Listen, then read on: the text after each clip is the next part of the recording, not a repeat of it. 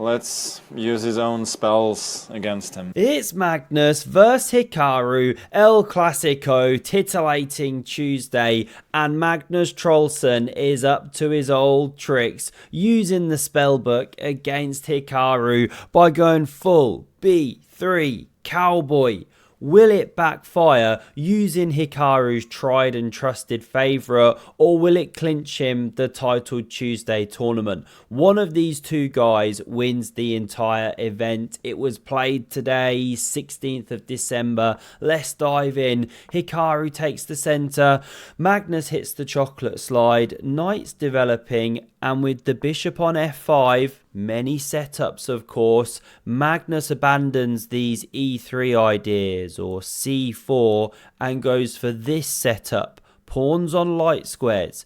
Hikaru anticipates any kind of bishop attack like this or a later e4, makes some room. Knight b to d2, e6, now pawn to g3, building that banana hammock, and already the bishop backs up. Quick, practical, blitz chess, and Magnus lashes out. Now hang on a minute.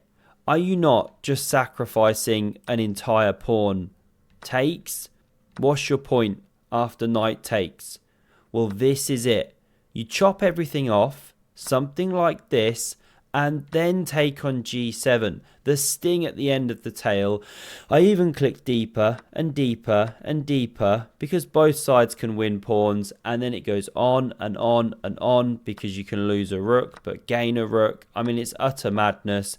Engine finds these drawing lines or white a bit better. Fine, let's abandon ship there. I got way too carried away down that rabbit hole. The pawn wasn't taken in the centre. Instead, castles, covering the g7 point. This is now a threat. So knight e5 is played, opens the bishop's defence, activates, and now c6, looking natural, right? Knight b to d7. Hikaru plays pawn a5, just pushing that rook pawn like a boss. Modern chess. So Magnus responds like this, preparing. Well, we're going to see knight b d7 played, takes simply, opening that sniper. Queen recaptures and now takes on d5. Very logical chess. These guys having their scope extended. Now castles, a4, and before you can say you're a wizard, Magnus, he gains space over there, doesn't let the structure get compromised too much. Now rook a d8 does carry a teeny weeny bit of risk. Imagine the pawn pushing. This one then could be loose. Not just yet, but it's a theme. Rook e1 is played, rook fe8. There's something beautiful and special on the way. The seahorse is spawned, very natural, wonderful harmony to the play, and queen c8's now on the board, anticipating the knight jump. You could play the very stinky f6, but looks very anti-positional. I mean, or let me not say positional. Positionally, it makes some sense, but pawn structure-wise, it's weak. I mean, we all chuck these terms around: positional, strategic, potato. No one's got a clue, but it makes you sound smart. This is weak, however. So understandably, he was hesitant to go for it. Hikaru backs up with the queen. What a miserable piece. Franken queen needs to re-enter at some point.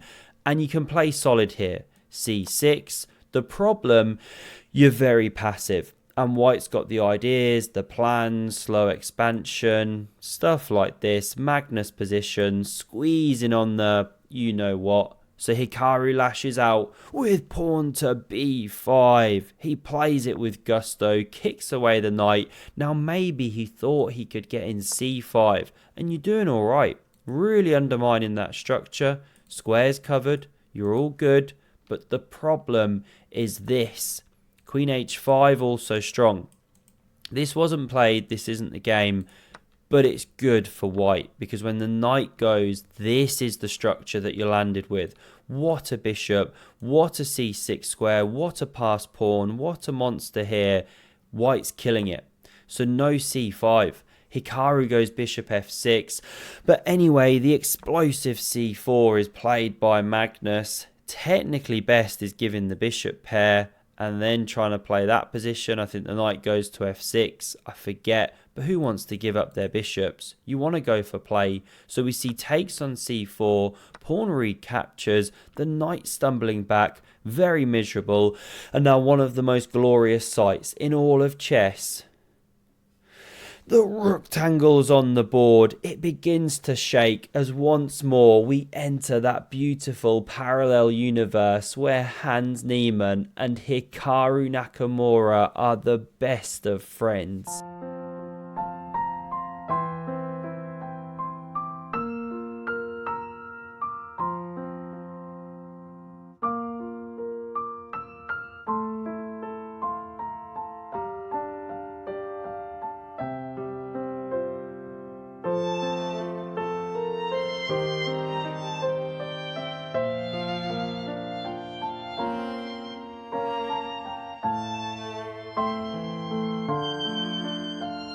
I may have overplayed it a little bit, but it's just beautiful, especially with the Tobey Maguire, aka Spider-Man, sobbing away. Now we see the rooks taken off the board. They call the D file the chopping block. Someone's getting rook rolled, but Magnus has got other ideas. Watch this, hold on to your hats. Whoa! Where did that come from? What is that move? Now, when you get outlandish moves on the board, you got to ask the obvious question first. What if you take? You shouldn't be allowed on that square.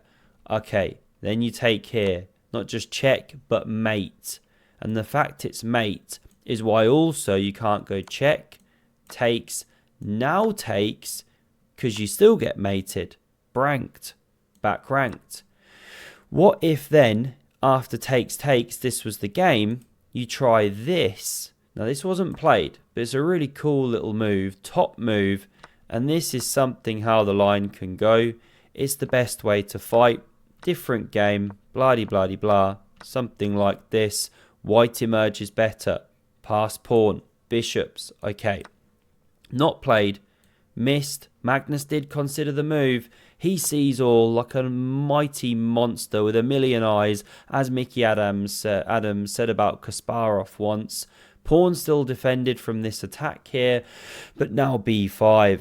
How do you defend it now? You can't start spinning around and this kind of thing because you're still in back rank troubles. So that's why the bishop gives the king some luft. Prepares knight g6. Magnus takes the pawn. Not the favourite move, but certainly looks good. And now knight g6, definitely best. Put the pressure on here. There's pressure then behind. There's always different ideas, knight d3 or f4. Maybe not straight away knight d3, forget the lines. But that was best. Not played, we get queen d8. But this is a gargantuan mistake because Magnus can play his favourite kind of move.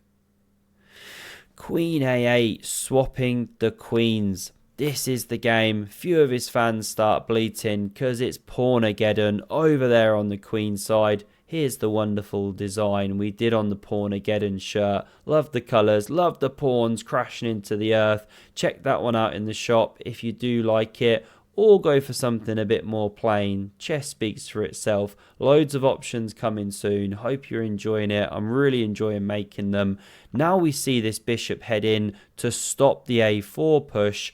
And f4 from Magnus. Secures the knight. So you can free this guy.